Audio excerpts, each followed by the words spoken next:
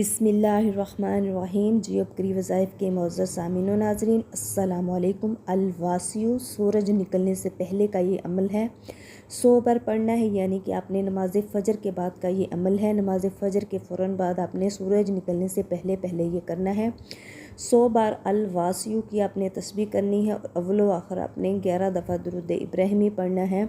और इसके बाद वसत के अलवासियु के मानी है वसत वाला। इस अमल की बरकत से अल्लाह पाक आपके लिए रिज़्क़ की शादगी पैदा करेंगे, फ़रिश्ते आपकी हिफाजत करेंगे, आपकी तमाम मुश्किलात दूर कर देंगे। अल्लाह पाक आपकी हिफाजत का ज़िम्मा ले लेंगे, आपके लिए तमाम रास्ते खोल देंगे, रिज़्क़ के रास्ते खोल देंगे, रोज़ी के रास्ते अल्लाह पाक आपके लिए खोल देंगे।